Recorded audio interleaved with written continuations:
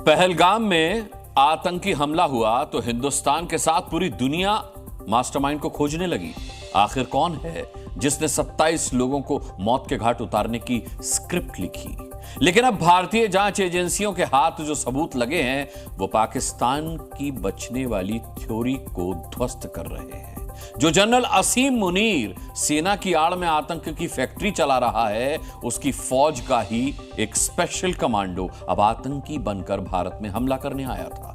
सूत्रों के मुताबिक जो खुलासा हुआ है उसने मुनीर की साजिश को बेनकाब कर दिया है। बाजुओं पर पाकिस्तानी झंडा, माथे पर आर्मी जनरल की टोपी और वर्दी पर सैन्य सितारे। वैसे तो ये शख्स पाकिस्तानी फौज का मुखिया है, लेकिन क्या जनरल मुनीर ही पहलगाम हमले का मास्टरमाइंड भी है, जो भारत पाकिस्तान के बंटवारे के जख्म हरे कर रहा है? जम्मू कश्मीर के पहलगाम में आतंकी हमले में 27 लोगों की मौत हुई। उसके चंद दिन पहले ही पाकिस्तानी आर्मी चीफ ने यह बयान दिया था, जिसे अटैक का सिग्नल माना जा रहा था। और अब तो हिंदुओं के नरसंहार में जनरल मुनीर का हाथ होने का एक बड़ा सबूत हाथ लगा है। जांच में यह बड़ा खुलासा हुआ है कि मुनीर के कमांडो ने ही आतंकी हमले से पहलगाम को दहलाया है। पहलगाम अटैक में शामिल मुख्य आतंकी पाकिस्तान का पूर्व एसएसजी कमांडो है। आसिफ फौजी उर्फ हाशिम मूसा नाम का ये आतंकी पाकिस्तानी सेना के स्पेशल सर्विस गार्ड का कमांडो रहा है। हमले की साजिश को लेकर हो रही जांच में इस बात का खुलासा हुआ है कि पाकिस्तानी आतंकी मूसा ने पहलगाम हमले में एक बड़ा रोल प्ले किया था।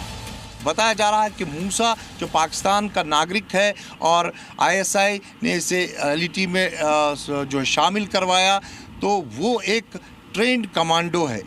इसके पास M4 कार्बाइन रहती है और सोफिस्टिकेटेड जो इसके पास गैजेट्स हैं कम्युनिकेशन के, वो रहते हैं।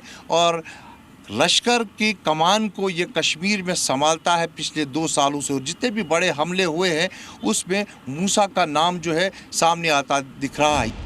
फॉरेंसिक टीम की जांच और पीड़ितों के बयान के आधार पर एजेंसियां आतंकियों की संख्या का सही पता लगा रही हैं, लेकिन अभी तक की जांच में 4 आतंकियों की डिटेल मिल चुकी है, जिसके मुताबिक आतंकी नंबर 1 है आसिफ फौजी उर्फ हाशिम मूसा, जो पाकिस्तानी आतंकी है और पिछले 1 साल से जम्मू कश्मीर में सक्रिय है।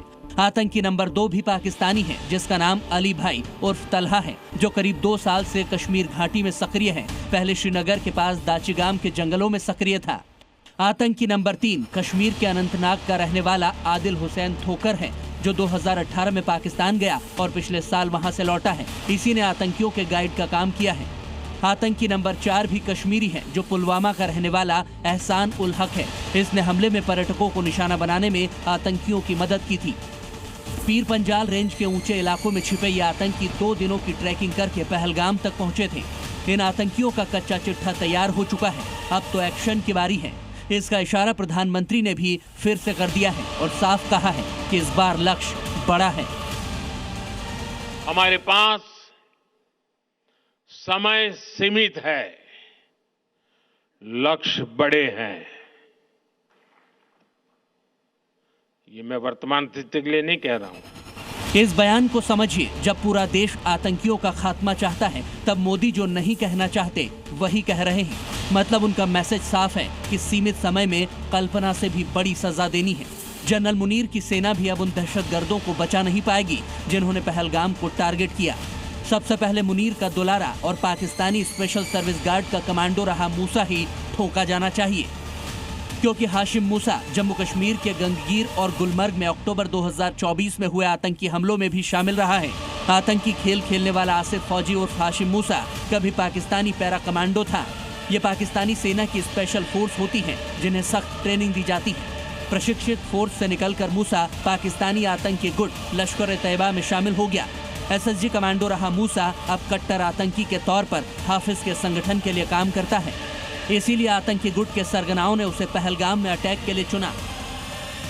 लश्कर की कमान को ये कश्मीर में संभालता है पिछले 2 सालों से। और जितने भी बड़े हमले हुए हैं उसमें मूसा का नाम जो है सामने आता दिख रहा है। ये सब खुलासे एक OGW ने बताया जा रहा है कि ये है, जिससे पूछताछ NIA कर रही है। इस वक्त अगर हम बात करें तो मूसा तक पहुंचने के लिए जो सबसे अहम कड़ी है वो 15 OGWs है, जिन्हें NIA पूछताछ कर रही है। पहलगाम हमले में कई संदिग्धों को सुरक्षा बलों ने हिरासत में लिया है। 15 कश्मीरी ओवरग्राउंड वर्कर पर आतंकियों के लिए रसद की व्यवस्था करने और उनकी मदद करने का शक है, जिनसे पूछताछ की जा रही है, जो पहलगाम आतंकी हमले को डिकोड करने के लिए एक अहम पड़ाव माना जा रहा है। वो लोग भी बड़े खुलासे कर सकते हैं जो वायरल वीडियो में सामने आए हैं। ऐसे कई संदिग्धों को एनआईए ने पूछताछ के लिए हिरासत में लिया है, यानी जिन्होंने भी पहलगाम को दहलाया है। ये बात योगी ने भी कह दी कि वो नेस्तनाबूद होकर रहेंगे।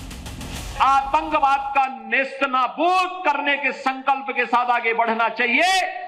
इस संकल्प के साथ अगर हम आगे बढ़ेंगे तो जैसे 10 वर्ष में आपने देश से आतंकवाद को, नक्सलवाद को, उग्रवाद को समाप्त होते हुए देखा होगा, ऐसे ही जो थोड़े तत्व अब सिर उठाने का प्रयास कर रहे हैं, इनके भी जहन्नुम में जाने के दिन बहुत शीघ्र सामने दिखाई देंगे।